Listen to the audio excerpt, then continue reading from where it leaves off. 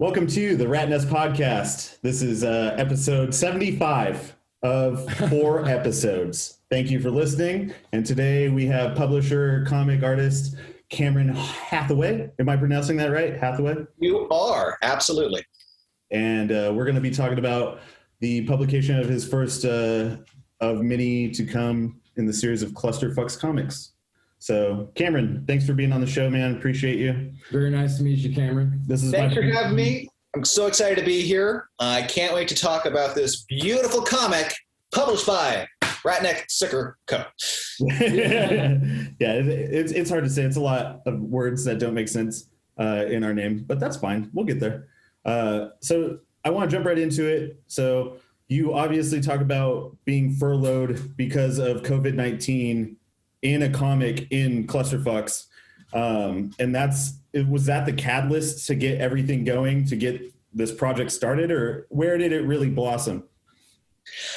That when I started doing a little autobio memoir comic in Clusterfucks about being furloughed, that definitely helped gain momentum and steam. I had originally just had this idea to make a underground comics anthology back in like December of 2019, thinking, okay, this is something I can do like on the weekends. This is when I can have downtime. I want to just have some of my comics that I was trying to submit other places published under like one roof. I've always been of the mindset, if no one wants it, then fuck it. I'll do it myself. I'll publish it. I'll write it. I'll illustrate it, whatever.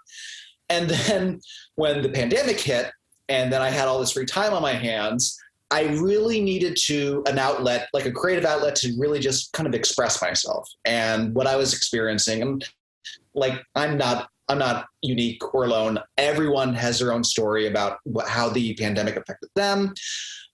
With half of Los Angeles being furloughed at once, trying to find a job was really hard. So I really just sat down at the drawing table, just started illustrating, sketching out first of like, okay, if I'm going to do this, maybe I'll just do 6 pages, fuck it. And then that kind of steamrolled into, well, now I have more ideas. Now I want to touch on this and that. And so part 1 was in the first issue here, and then part 2 and the conclusion will be in the second issue. And it's funny because like I finished it in November, and obviously a lot of shit has, either gone one way or the other since then. So it's really funny that it'll be kind of like in retrospect. The only thing I really had to like edit in post was like the final like coronavirus like deaths, but that really kind of steamrolled from there. I had reached out to a couple people ahead of time saying like, hey, I'm doing this thing, I love your work, maybe we can we can work together in the future at some point. And then when I started just posting more regularly on the Instagram, people reached out. They're like, hey, I'd love to submit something. And so I was like, okay, great, let's get this started. And that's where it kind of really finished, and then 2 and 3 issues are going to be out in the can here shortly. So, it's been a crazy journey this past year, but I'm glad I've been keeping busy. You're not putting anything like aside just because you got 1 issue out. You're like 2, 3, maybe 4 are coming soon. You have a deadline. You have like what you want to do with it throughout the year. And that's awesome, man. It's very important to keep on track. Oh yeah. With just the 3 issues, that's kind of what I wanted to go into the year with. It's like, okay, if I can get one out at the start of the year, then maybe at the summer, and then later in winter, that's great. I'm not putting any pressure on myself to try to get this out monthly or to try to keep other people on track. A lot of the contributors for the 2nd and 3rd issues, some of them are from issue 1 still, and they have other things they wanted to contribute. But other people, like, I give them plenty of leeway and like very soft deadlines and then very hard deadlines. So like everyone, I've only had 1 or 2 issues with the first issue getting out. But after that, I mean, if no one's going to have stuff ready, we can always push it back to the future issues. And if a 4th issue comes about, I'm really going to start playing with that idea when the 2nd issue is done. So by this summer, I'll have a better idea, because I still have people contacting me going, hey, I'd love to submit for an upcoming issue. And I have to tell them like, okay, it's not monthly. So, you might see your stuff in print next year. But if you want to be a part of this, by all means. No, that's awesome, though. Just having people excited about it and being lined up is half the battle, because you can juggle. And you come from a background a little bit in broadcasting and entertainment, right? Weren't you doing a podcast for many years? So you kind of get this stuff, how to work with other people on a singular idea or project and put it all together. It's like everyone has their input. Someone has to be in charge of putting it all together. Absolutely. It really helped because, yeah, like you mentioned, I did have a video and an audio podcast back in the day called Kamey's Comic Corner, where it was weekly. I would review all the comics that came out that week and give like my favorite picks of like Marvel, DC, Image, etc. And I mean, I had all this free time and I was single, so I was able to like film, edit several hours worth, and adding graphics and post. Like this whole thing took several days, and so like I had no life. So I was like, sure, I'll be the best podcast host ever. But I mean, through there, it really kind of evolved into writing, and then writing reviews, and then using my talents elsewhere. And eventually it got me a gig at famous sponsors of Filmland magazine. They have a comic book imprint called American Gothic Press, and they were really looking for someone to help expand the brand and, you know, really help bring their titles to the forefront. And so I've been all over the spectrum of comics. I've reported on them, I've interviewed people, I've helped create them, and now like I'm actually a creator in my own right, albeit I'm not the best illustrator. You know, you just got to work with your comfort zone there. But I know talented people. And so I'm bringing those people under one roof. And that's where I'm coming in, is being the guy, the point person, like you said, like, okay, staying on track. Here's what issue 1's going to look like. Here's where issue 2 is going to look like. Let's go. And I'm the biggest cheerleader as well. Yeah, totally, man. And I think that's so important when you're doing a business that is for yourself, but involves a lot of people. Because ultimately you're the one that benefits or loses from how this does, and other people, especially artists, you know, we all do it as an artist. We're very what's the word? Like just hard to rely on. Like if you give someone a deadline, and you know, it's Monday, expect to get it on Thursday. You know, so it's hard to juggle. Moose. We got a dog here. Hold on. What? No. Moose, what's up? Come inside. The Bruce is on the loose. Go. Go inside. Go. All right, man. Our apologies again. But what I was saying is to be that point person and to juggle a bunch of different artists and knowing that we're all slackers and put procrastinators and put everything on like a true artist is, you know.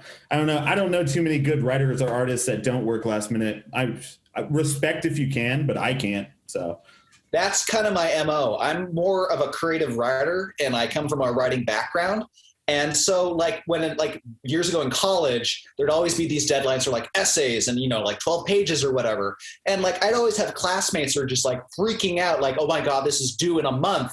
And I would always be the guy who would like wait till the last day or two to get started. And I would still get like a B plus A minus. So I would never, I mean, it just came naturally to me. I know some people, it's like it'll scare them, the bejesus out of them to actually sit down and write something, even if you're given all the time in the world. But no, that's not my method. My method is, okay, just wait till the last second. Then I'll feel energized to go and do this thing. And, you know, hopefully it'll come out best. When it comes to your comics, at least the strips in Clusterfucks 1, did you write that out script-wise before, like with the idea, or was it more of a collection of like the thought in general and not so much a script? Or what was the process like on that? It was definitely taking different parts of what I'd been experiencing and just like writing them all down on a page, and then kind of going through and pruning them of which would translate the best in this medium. Like, because it's all about wanting to show it and not necessarily tell it. You mentioned Stan Lee in one of the earlier podcasts, and how, yeah, he was a whole master of just like, all right, this is what's happening. And it's like, yeah, Stan, we get it. I have eyes. I can actually see the illustrations. So yeah, it's just one of those things where, okay, I'm going to take the best ones that I feel like I can really like express myself with, and just translate them that way. So yeah, it was a little bit of script writing, but I mean, it was only a couple of pages. So it wasn't necessarily like, I wasn't like Tom King sitting down, or Alan Moore, and like writing out a whole novel and then just adapting it from there. It was just much more simplistic than what I'm used to when it comes to creative writing. Yeah, well, comic books kind of have that option because it is picture driven. That's the end of it is like, I think David said it in that first episode. It's like you can have a comic without words, but not without pictures, and that's kind of the rule, right? So, but it's powerful when you can use dialogue or just a narrative and make that scene or that frame just that much better. Now, would you say that when you were coming up with each frame or kind of coming up with those first 6 pages that you were doing, you had an intention going forward, and then as you were creating it, it kind of skewed or kind of morphed into something pivoted? Different? Or would you say that you knew where it was going to be and what you wanted to do? Like you said, oh, lots happened since November. Now I get to, tell the story this way. Do you have a specific voice you're looking for, or is it kind of morphing as the changes happen in the world? Oh, it was definitely morphing. I wouldn't say it was like Simon Hanselman with Crisis Zone, where like every day it was like whatever was in the news. But it was definitely, when I started in like May, it was definitely like, okay, this is what's happening to me right now. This is the experience I have. And maybe I'll leave it open-ended for like a future issue. I don't know how long I'm going to do this for, or I don't know how long people are going to care about it. So I'll just, write what's happening now in the past several months. And then by the time issue 2 comes along, and hopefully I'll be done by at that point, maybe I'll have a better sense of where it's going to land. But yeah, with the cliffhanger with this first issue, I was just thinking, okay, well, this could be it. I could be getting a job by the next time issue 2 comes out, and I won't have time to even illustrate a part 2. But I didn't, so I continued on.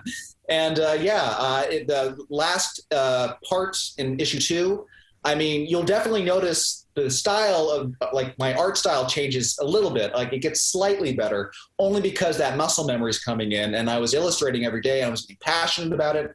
And anytime one of the contributors would send me their pages in, I'd look at it, I'd get reinvigorated all over again. Like, oh yes, we're gonna make this the best fucking issue. So yeah, I gotta up my game too. Oh yeah. I mean, in the first issue here, like on the first page, I explain how I don't really see myself as an artist, but more of a con artist, just because I like to surround myself with more talented people to make it seem like, no, I'm one of the cool guys.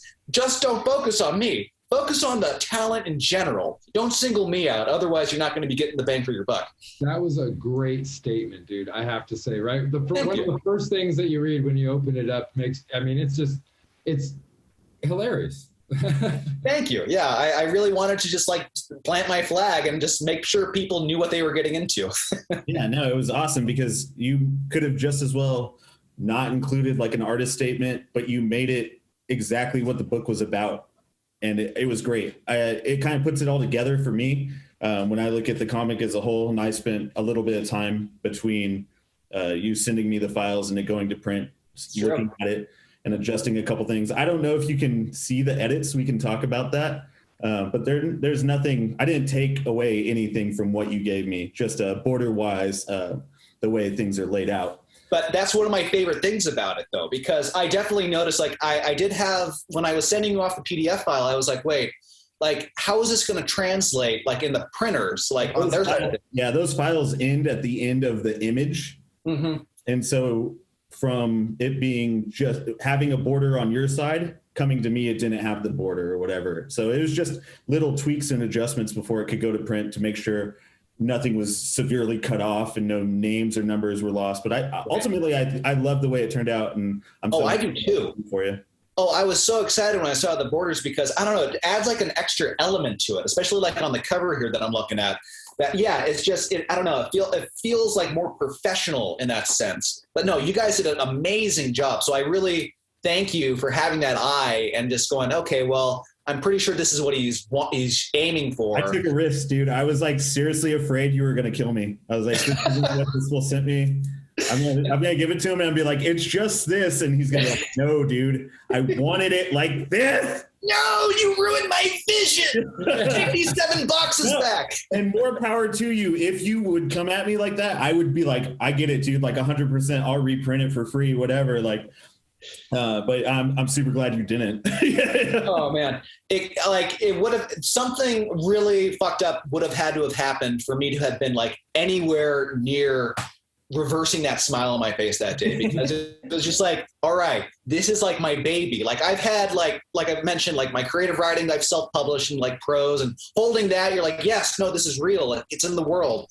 But like comic books, the thing I've loved for like a majority of my life, and actually creating my own and being a part of it in that sense, like it would have had to been like on fire or something for me to notice that, like, like pages cut in half, or like I don't remember it being cut in half like this, but sure, I guess. Yeah. Is this part of it? I'm not going to lie. The day that we dropped off the comics to you in LA, I wish that I had a video recording so that we could put it up here right now. The smile on your face and the joy that was emanating out of you was encompassing. I walked in and I couldn't help but smile when we walked into the lobby of your apartment. It was amazing, bro. It was amazing. And to see the joy on your face made us drive home with smiles on our faces. Yeah. We're like, LA doesn't suck. LA's okay. Okay, the traffic's not so bad. It's all worth it in the end. But no, yeah, like I had to put on like 3 masks just to contain my smile. Yeah, it was crazy. Yeah. And they didn't work because I saw it. Yeah. And now we all have COVID. That's how we got it. Yeah. Right. Yeah. All 3 of us. Oh man, no, it was great though. I was actually excited to deliver them to you, because I was like, all right, get to like drop something off in person. It saved me maybe $20, but got to say what's up, and that was really important, you know. So yeah, yeah. I'm sorry, I didn't interrupt. Continue.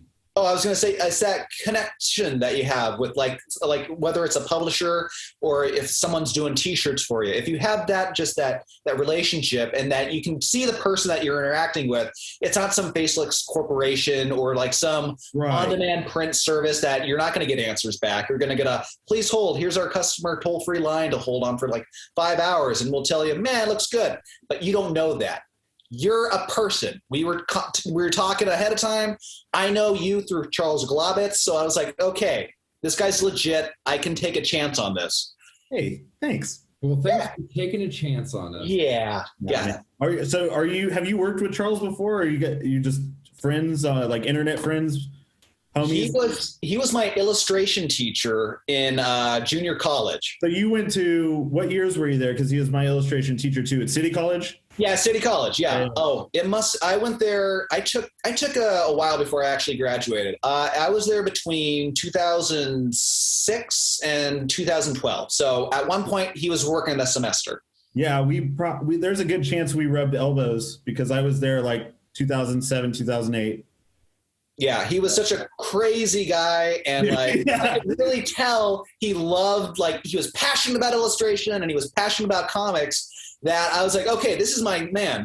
And so every Wednesday, I think I had him on Wednesdays, I would go to the comic shop, I'd get my comics, I'd bring them to class, I'd read them ahead of time, and like he'd be setting up, he'd be putting stuff on the boards, he'd be sneaking glances over, just like, what comics that? What you reading there? And then that's how it started. And then we had a mutual love for like Gerard Way's Umbrella Academy.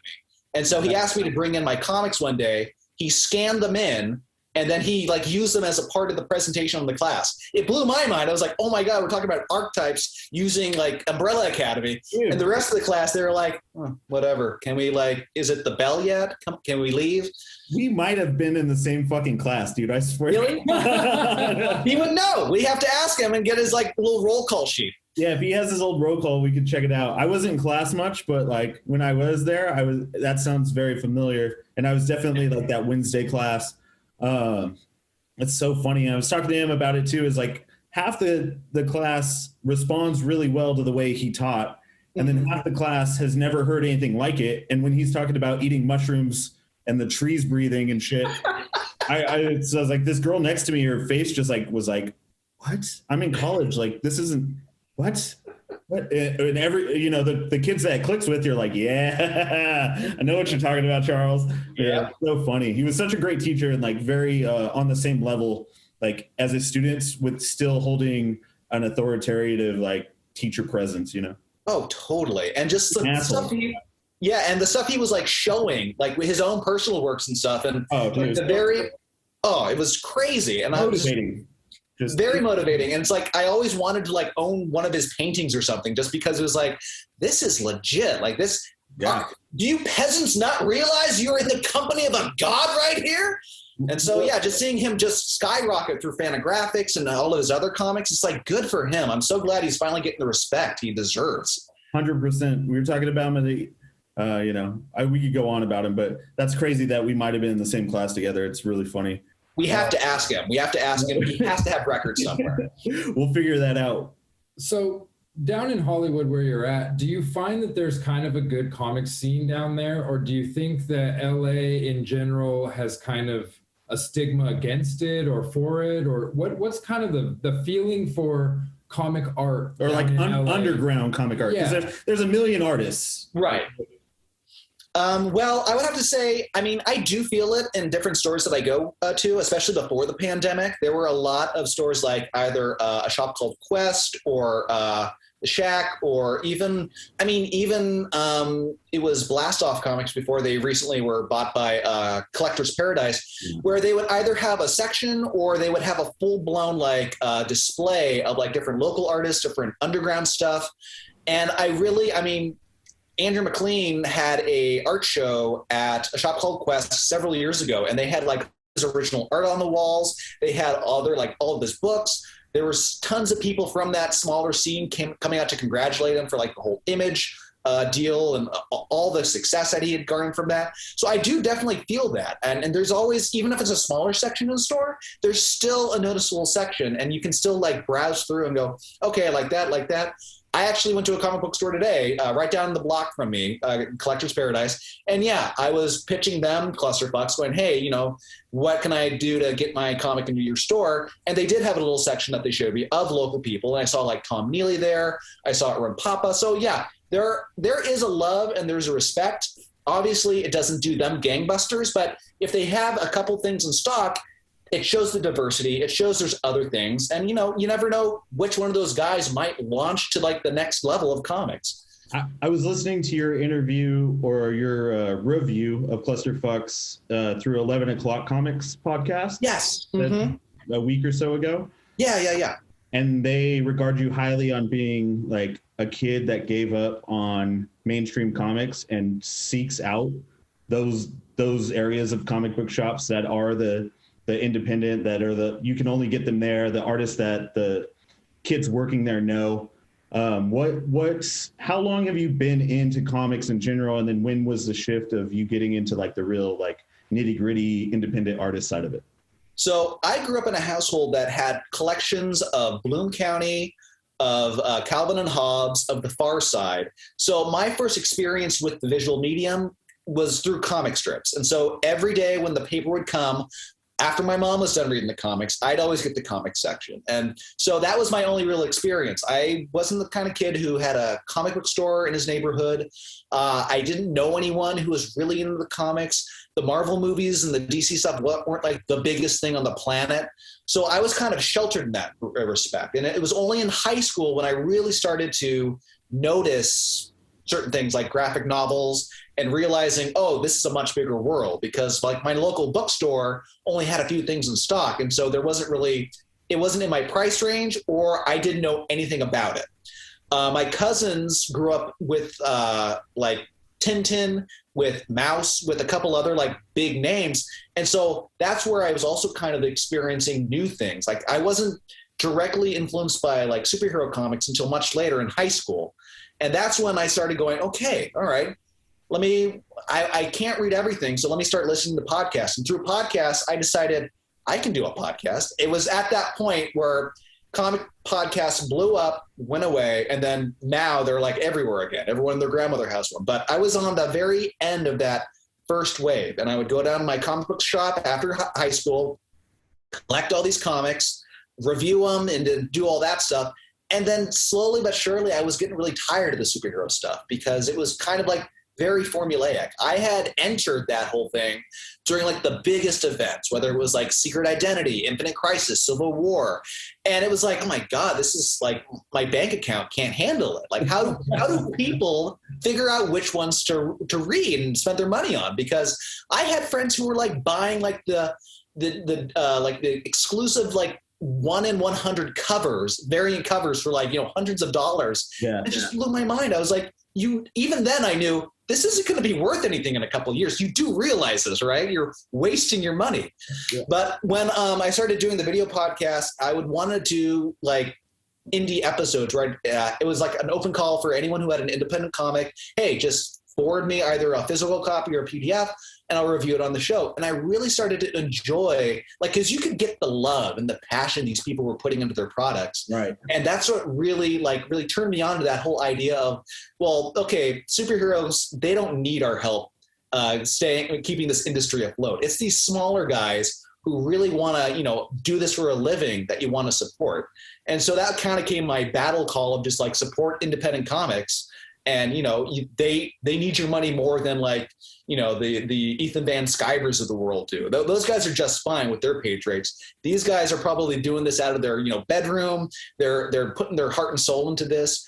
These are the people you want to support. And so from then I was just kind of over superhero comics, and I just primarily focused on anything independent, whether it was drawn quarterly, Fantagraphics, and then just even smaller than that, like the self-published stuff. Right. Anything that's kind of like more of the artist-driven comic, not necessarily absolutely the story or the superhero, but just what that artist wants to present to the world. What I love that you brought up that you really kind of started with while looking at the newspaper comics, because most of the comic artists that we've talked to or that are out there really started in the Marvel or the DC world and kind of got into the superhero stuff. But a lot of times when I at least think about comics, I forget completely about comic strips in the newspaper. That's literally the same world, just done in a different medium. You're going to make a book about it, or you're going to make a weekly strip or whatever. And I like how you're kind of combining the two. Like, you're not necessarily creating a superhero comic, but you're doing a book in a story way that they did without creating this larger than life character. Like, it's an average Joe Schmo going through COVID. Right. Well, it's like in the same medium. They have a choice now. They can pick a superhero comic, or they can pick up an indie book, and it's in the same platform.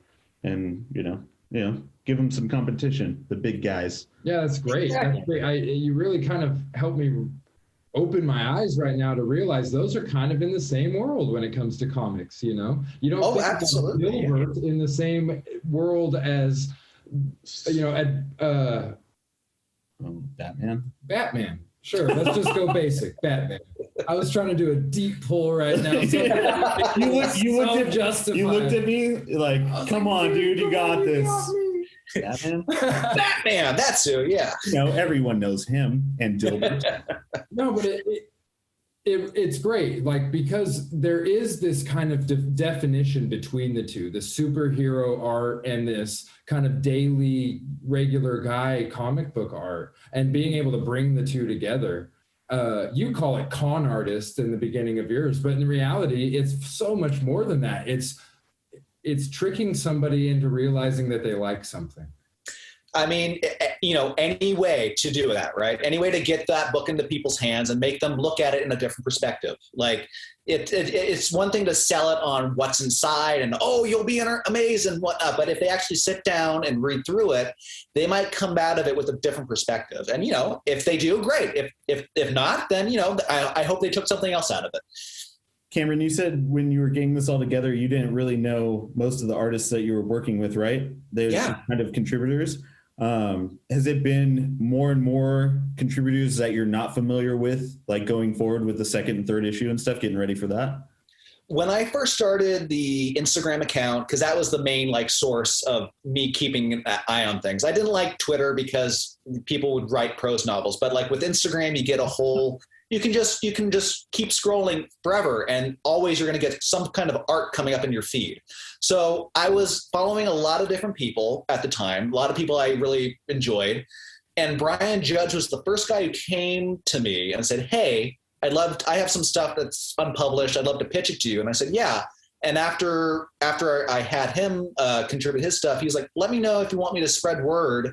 I know a lot of people, different communities. I can, help spread the word that you're taking submissions and stuff. And I said, sure, why not? And through all those people, half of them I knew, half of them I didn't. But looking through their whole feed and what their style was and their art and all that, I fell in love with a lot of these people, and you start following people and they start following you back. So in the second and third issue, there are some repeats from issue 1 with like maybe longer stories or even more stuff. And then there's some more recent people that I've either reached out to myself or they've come to me, and it was just like, how was this person not on my radar? This person is amazing. I need to have them in these pages. So yeah.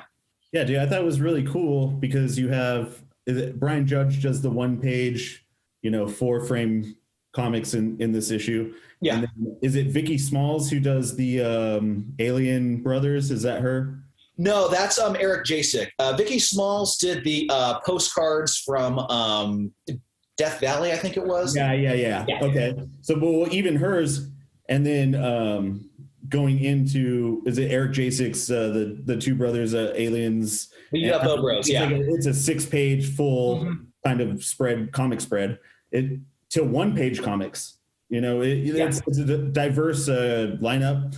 I think all the illustration is on par with each other. Nothing sets anything back or pushes, you know what I mean? Like it's not one thing over the other.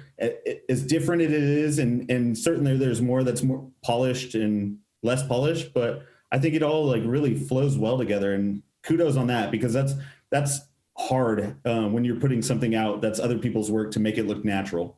Yeah, thanks, man. I'm glad you picked up on that, because whenever I'm reading an anthology of any kind, if it's just like story after story after story, I mean, it could be good, but if it's kind of like, so-so to so-so, you need that palate cleanser. So like the 1-page stuff that I have in between the stories, that's like your little slice of ginger after the sushi. So you get a little like, okay, a little fresh, a little stop, a little break, and then you go right on to the next one.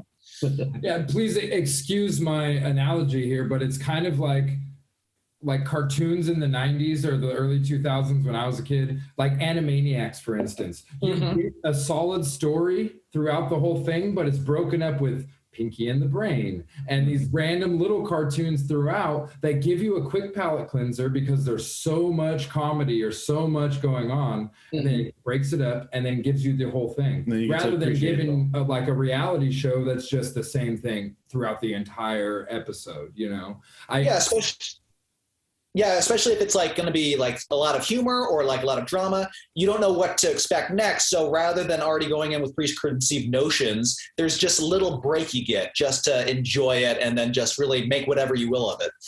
Was there any content that you received from any of the artists that threw you through a loop, or like you don't have to like say names or what it was or anything, but did you catch any curveballs? Obviously, like putting this out, did you have any second thoughts about like, is this going to mash up? Right now, for the second and third issues, there are a few like just full page illustration pieces that people have submitted, and some of them, I'll leave it a surprise. But there's a couple that there's so much going on, and the guy submitted like 2 of these pages, and so first I was confused because he wasn't really getting back to me on email anyway. So I was like, now, is this the same thing? Like, is this the same story, or are these 2 different like pieces? And I eventually found out they were 2 different pieces, but like each piece, there's so much happening that like your eye is just scanning the page and noticing all this crazy stuff. When I was editing it, like I was almost pulling out my hair because it was so hard to keep track of like, okay, what part did I just edit? Because I'm going like meticulously with a fine-tooth comb just to make sure like there's no like, pencils or any like scuffs or anything like that. But yeah, I mean, I haven't felt that with the first issue, but sometimes with the submissions, when people want to send me their portfolio, some stuff will like have hardcore pornography or like things with penetration. I'm just like, that's great. I'm glad that that's your, whatever floats your boat.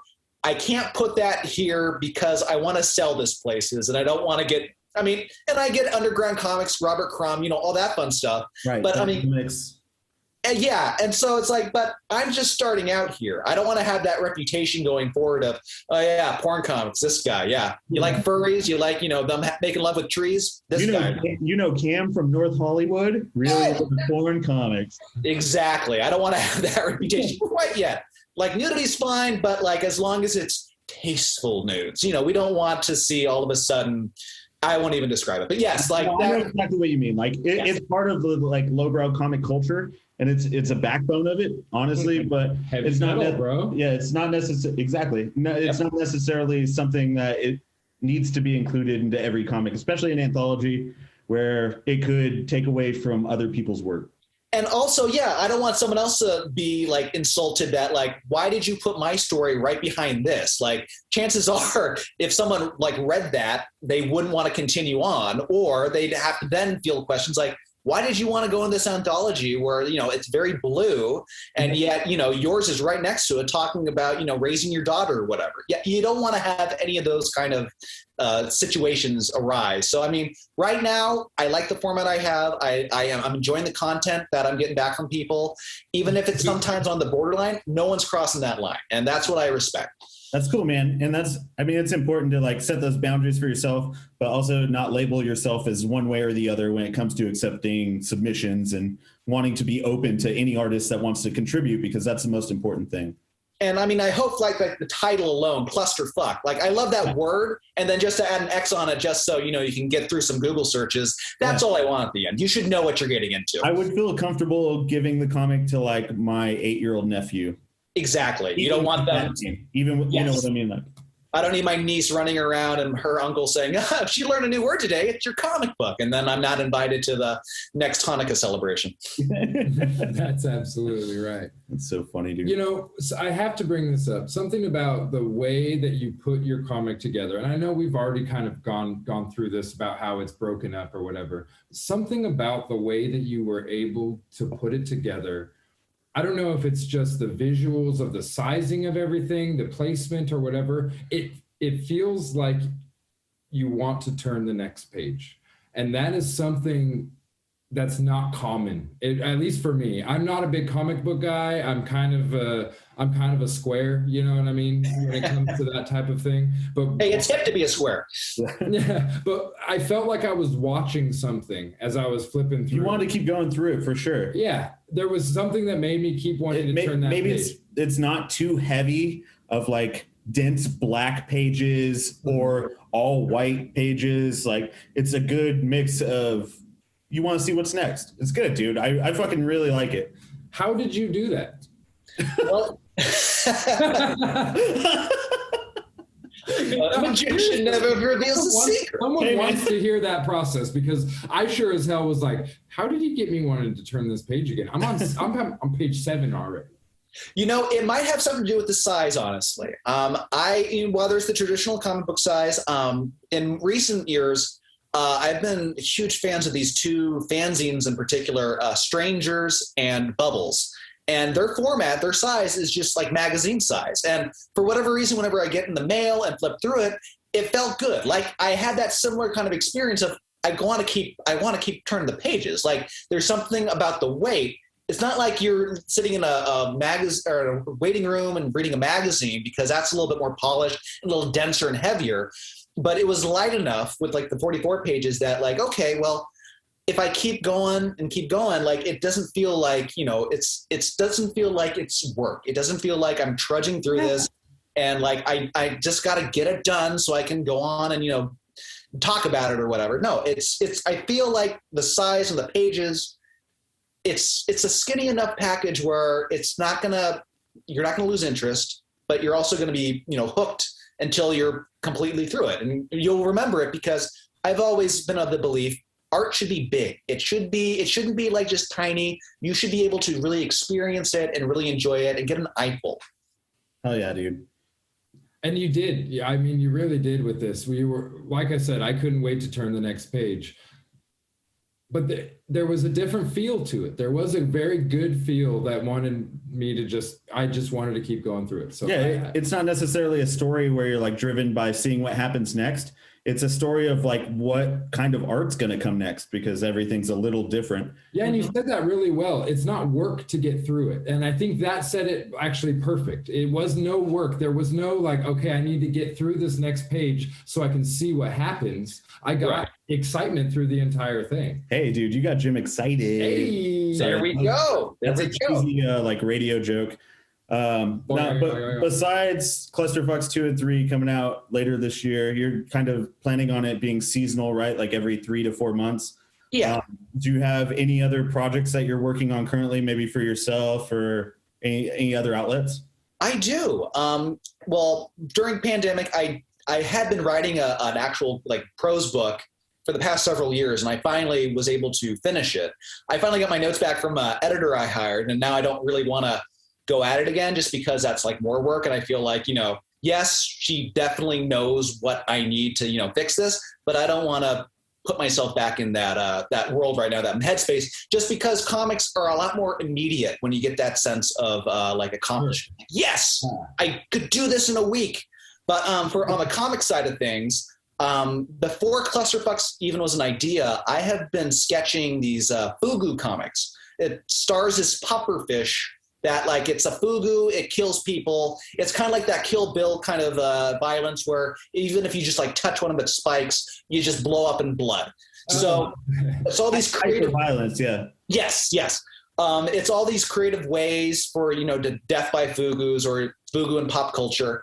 And so I've been definitely working on that because the original idea was I'd have a collection of that, like issue 1 back in 2006, but then I was hired. So then I was like, all right, well, this will be on the back burner and then your life is a complete mess. But again, through furlough, because I've been illustrating more, I've been doing a lot more comics for myself, including these fugu comics. And so I really want to have that launch at the same time as Clusterfucks number 2. So you have a little bit of, okay, here's more of the great anthology with all these people. And then if you want something from me specifically, here's my own comic full of similar things, similar size, and in color, hopefully.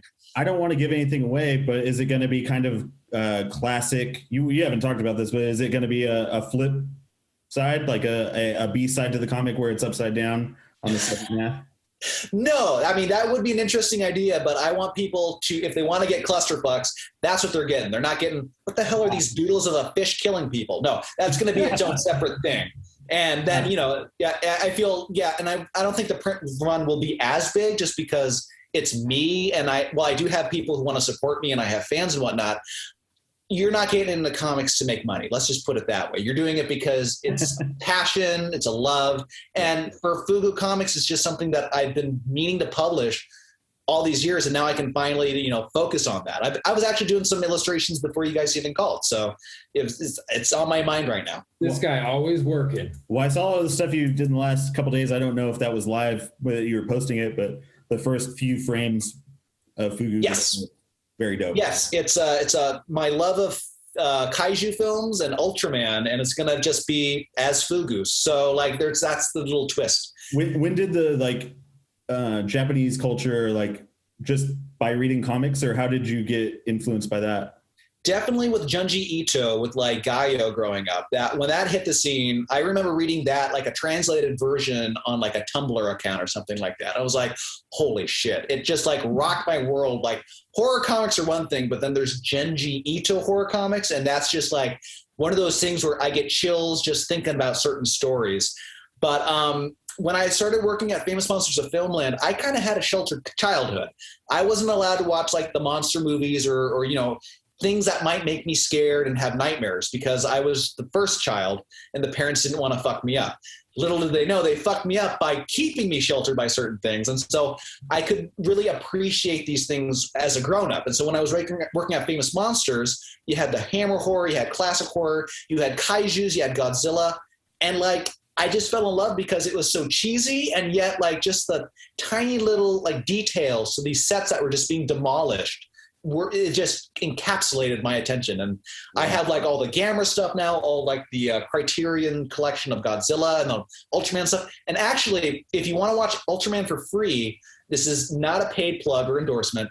Shout Factory TV, they have their own app that you can like get on the Roku or Amazon Prime. And they have for free, like all the Ultraman, because they recently got the license, along with cool things like the Ultrabats, or the Aquabats Super Show, Hammer horror stuff, Johnny Carson late night clips, like cool stuff like that. But I mean, it's always been infused in my veins, and my wife hates it because like I'll have like on a weekend, I'll just go through a whole monster movie marathon, and she's like, "Are you done yet?" Like, I kind of want to do yoga out here. I'm like, no. Gamera is destroying the city right now. Yeah, Wait for Gamera. I know the things that I'm passionate about, and like my wife might not feel the same way. I'm like, no, I know I've seen Karate Kid 1,000 times. I'm gonna continue watching it right now, and then you can do yoga. Yeah, that's fine. Have you been watching Cobra Kai? Yeah, dude, I watched it and I really like it. I'll put it in the most general sense of it. I really like it. We could do a whole podcast on what I don't like about it, but it's good. Because I never grew up with Karate Kid. I actually watched the screeners for Cobra Kai through work before like it even came out on YouTube Red back in the day. And I keep in mind I hadn't seen the movies, and yet I was entertained by it, and I thought it was really cool how they were able to splice old scenes from the movie into the show and still make it work. And I was thinking, if they can get this method of storytelling down, who knows what other like classic cult movies, if you wanted to make it or readapt it into like a television show today, could like take a page from that playbook and do something even cooler. And I mean, they do that to a sense where they've adapted film to television and rebooted film and television franchises now, kind of give them a modern twist and stuff. And I think Cobra Kai does do a good job about a lot of it. Just call me a purist and like, Ralph Macchio's the man, or Ralph Macchio's all right. Pat Morita's the man. And if there's no Pat Morita, like, it's not quite Karate Kid. Like you said, you're the purist, so I'll take your word for it. The only reason Cobra Kai got to be rebooted was because of Neil Patrick Harris.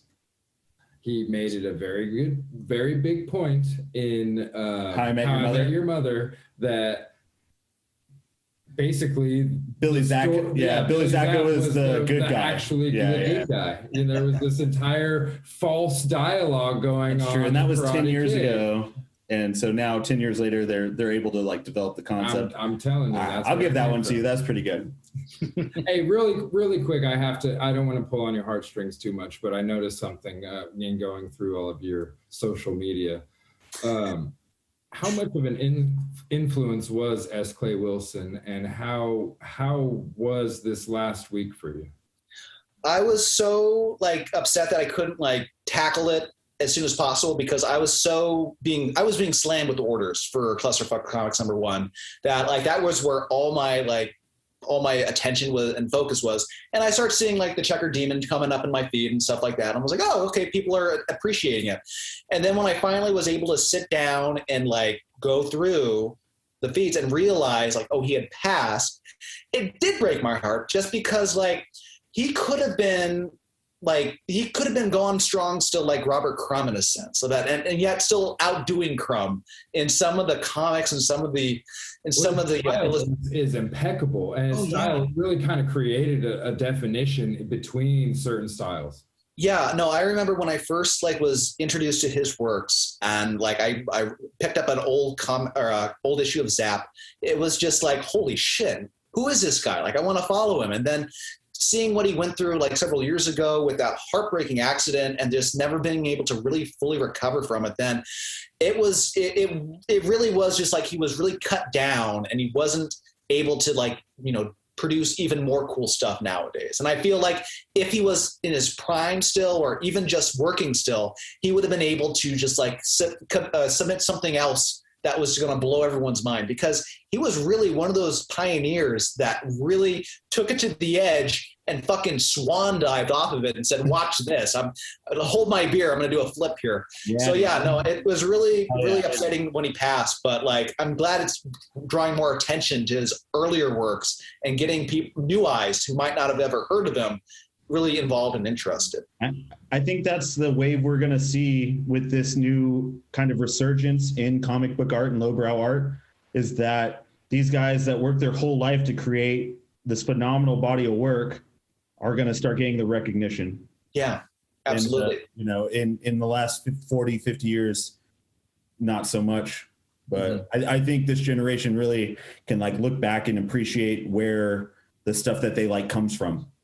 Oh, absolutely. No matter how famous that person may have gotten or how dilapidated their work may have become over years, I don't know if that's the right word, but just kind of downtrodden. it became something, and it created so much more than what it maybe was at that time. And I really do feel like that's kind of the way that his work was.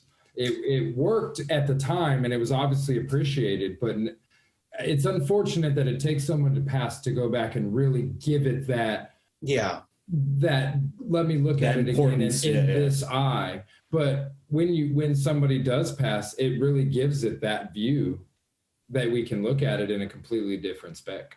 And one of the other silver linings is like their stuff might have been out of print for years prior to them being, to them dying. And so then that gives publishers the opportunity to like really see how much of an impact this person might have had on like top tier artists as just longtime fans, and then maybe want to contact the estate or whatever and try to have some giant collection or an omnibus of just like, okay, here's all their published works from like a couple of decades. And I mean, if you get like a good like treatment, whether it's like Taschen or like Fantagraphics, and someone who's really going to put that care into it, it could be something really worth your money, and just seeing it through a different lens in that sense of just like, wow, why weren't we talking about this person all the time? And that's why I love going through like old comics journals, and like just going through different like websites that really focus on not just, new stuff, but like interviews with older creators as well. There's a great magazine called Comic Book Creator from Tomorrow's Publishing, and they have a lot of interviews with people who, like, you have your Barry Windsor Smiths, but then you might have other people you've never even heard of, or you might not have been as familiar with their work. And I can't tell you how many times I've put down an issue and gone to eBay or Amazon just to see like, okay, is this stuff still in print? Can I get a copy? How did this slip past my radar? I gotta get on this. Dude, I just bought a book of poetry that was published in like the 70s by Lou Reed. Oh, wow. The Weather Underground fame, right? But it's just something that like I didn't think was readily available. I got it for $16 on Amazon. Like it's crazy to think that there's so much art and art in the sense of poems, writing, comics, illustrations that we don't even know about. Yeah. Whether we know the artist or not. Like I've been a Lou Reed fan forever. I didn't know that this was $16 on Amazon. I could just buy it. Like it's crazy. There's a lot of work out there that you have to kind of dig for. And I mean, that's where you go through like the backs of like, books on a certain subject, and you see a little footnote in the bibliography, and then you have to track that down because if we had social media back then, we could easily just be like, oh yeah, guys, here's the link to this person's new thing. But no, like you said, you'd never know when it's going to hit, whether you're going through an old bookstore, whether you're going through an old record store and going like, where the hell has this been all my life? And like, oh, it was a limited print run of 50 copies. It's like, well, yeah, that's why. So it's always the person that works at the bookstore or the record store that's like, nah, what you want, dude, is this, because this is the fire, right? And it's like, it's someone that, is just well-versed and devotes their life to the history and the knowledge, and like they're the preservers. It's like the geeks that work at record stores and bookstores, So. If they can pass on that knowledge to a new generation who's a little bit more tech savvy, who really keep it alive, then then it becomes alive, re-alive and reimagined, and hopefully for a new generation to enjoy. Do you feel like it gets easier now that everything is able to be digitally sent to each other instead of trying to get hard copies of things? Or did you ever have an experience where you had to get hard copies of stuff to people?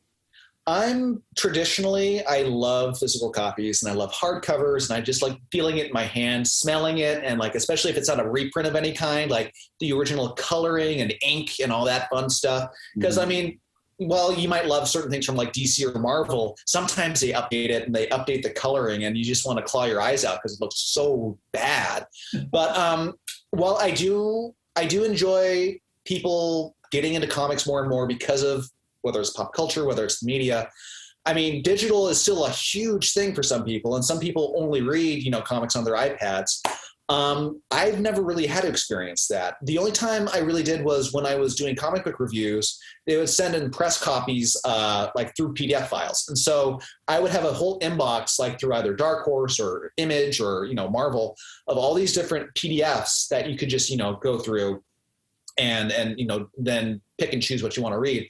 But I mean, I'm just always more of a traditionalist. So if people are getting it through digital and things are being archived through digital, that's great, because also with digital, you can print it out again eventually. So maybe it'll be just like, one big, it'll just snake eating its tail at the end of the day, but whatever works for people.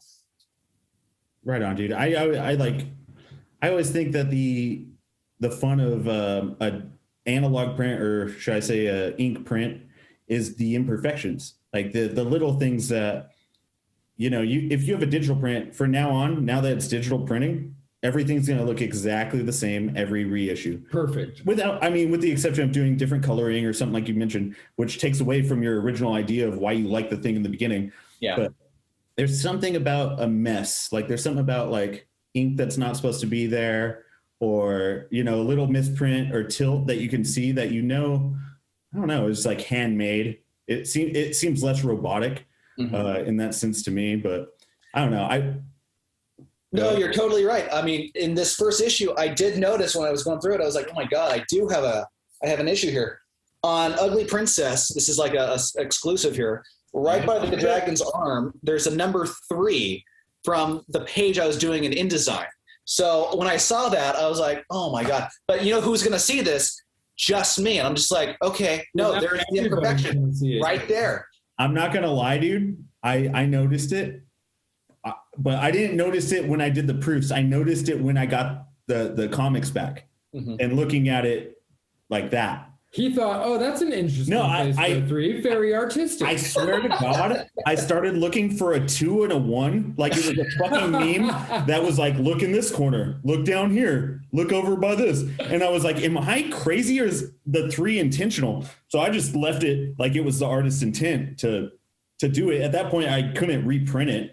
Yeah, more of behind the scenes with. You seem really professional. I'm like, I messed up twice, dude. I don't know what the fuck's up. No, I mean, but this, like you're saying, the imperfections like that, like that's how this wasn't just like something printed out by a robot. Like, and that's one of the things. A little magic in there. Absolutely. And so maybe I'll take your suggestion for the second issue. I'll have one of those memes, like look in the corner, now look on page 37, now look in the center. You lost the game, or whatever the kids are saying nowadays. I don't know. They're just, you're canceled. You're done. You're over. Done. That's what the kids are saying these days. Canceled. Oh, man. But hey, before we get going here, is there anything you want to plug as far as, obviously tell them where they can get the comic and stuff, but what you have going on coming up? Sure. Well, if you're interested in getting comic and knowing a little bit more about me or the things I'm up to, you can go to Cami'sComicCorner.com. And for the comic stuff, you can just /comics, COMIX, or right there on the website. You can follow me on Instagram and Twitter at CamComicCorner. Just type in my name, Cameron Hatheway. I come up in old articles I've written, old videos I've starred in. I'm all over the place. You can see my original art collection at one point on one link. But just coming up, keep an eye out on @Clusterfuck Comics on Instagram for like behind the scenes stuff of things I'm working on for issues 2 and 3, and for Fugu Comics. Send me a message if you are interested in contributing in a future issue, possibly. We can definitely chat about that. But no, I mean, just support indie comics. That's all I have to really say about that. And people like you, Matt, you're helping our dream come to life. So I really appreciate it. And yeah, I mean, it's a great community. If you can find yourself involved in some way, shape, or form, even if it's just as simple as supporting it by liking certain posts and stuff like that, people are doing this because they want to entertain you. And if you take something out of it, great. If you don't, it's not for you. There's hundreds of thousands of different other things you can check out in the meantime. Yeah, dude. Hell yeah.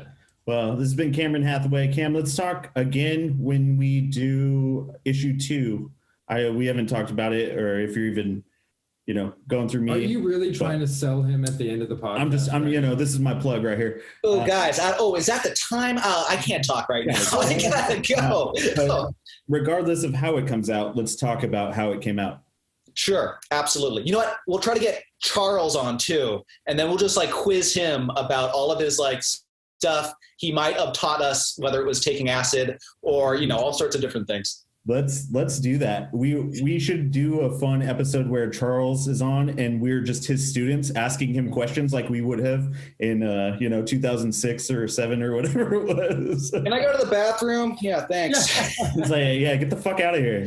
Fuck. Well, thanks for having me on. We'll definitely chat again when the issue 2 comes out, or Fugu #1. So yeah, I had fun. I hope you guys did too. Dude, I had a great time. Great time, man. Thank you so much, Cam, for being here. It was a good conversation. Thanks for sharing yourself to us and opening up on your process, man. Thank you. Now I'm going to go put on some pants. So you guys have a good rest of your day. All right, man. Take care. Have a good night. That was a very fun time with Cam. That was fucking good. Did I you like it? I like that. You like that guy? Yeah, he's a good guy. He's a good dude. That's a good guy. Yeah, no, he's super energetic, like about what he's doing, which is refreshing. Just got like a positive outlook on it. He's like, I'm gonna get fired. I'm gonna fucking start a comic. Yeah, I mean, how many people would have that kind of positive attitude going forward? I know I wouldn't. Oh wait, I do. Oh wait, I do. No, but that's what I'm saying. It's few and far between the people that have the motivation to work, not only for themselves but for other people to put work out on like a platform like that. Yeah, he's really helping promote that Hollywood comic scene. It's really awesome. And I think it's people from all over. I don't think it's just LA. I think he just gets submissions because of the podcast and the blog and stuff he had before. Awesome. Well, like I said, man, it's a page turner. Go check it out. Yeah, Clusterfucks #1. Go check it out. Printed by Rat Nest Sticker Company. All right, man. Rat Nest Podcast, episode 75, version 4.0. Thanks again for being here with me, Jim. We'll see you next time, guys. All right, have a good night.